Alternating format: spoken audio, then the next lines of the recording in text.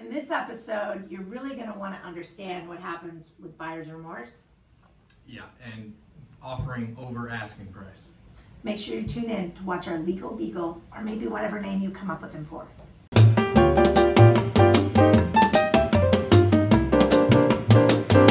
Really, Mary? Hey, it's Mary Bartos with Bartos Group of Premier Plus Realty, and it is really Mary. Oh, I just love that.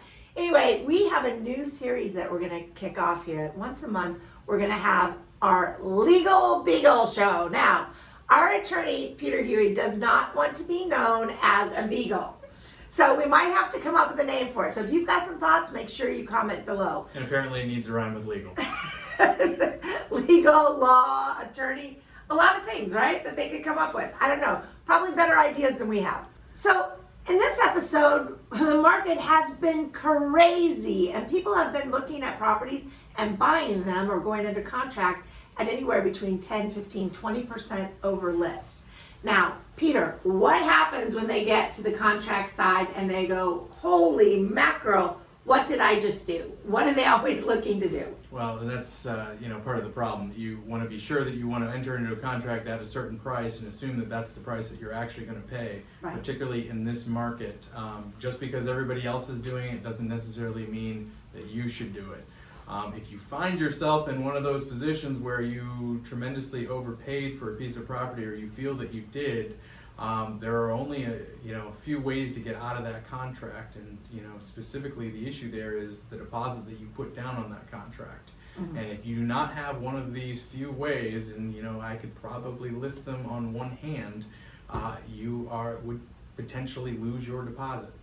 So with our deposit loss, that is really a problem. So Peter, what we're seeing right now is a lot of folks that are really going into the inspection.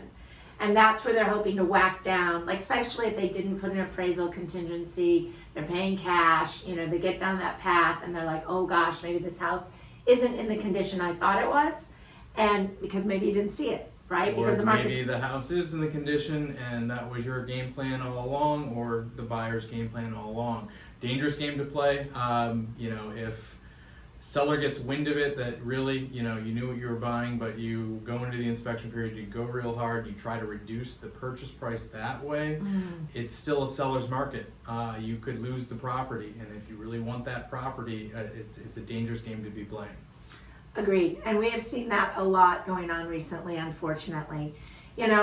As we know, strong market, seller's market, come in strong with your offers, but know the game you're in. And my favorite is the piggyback, the FHA piggyback, where they come in on the inspections, hit you hard on the inspections, seller agrees to reduce, maybe a little bit, and then the FHA appraisal comes in and they hit you there too. Yeah.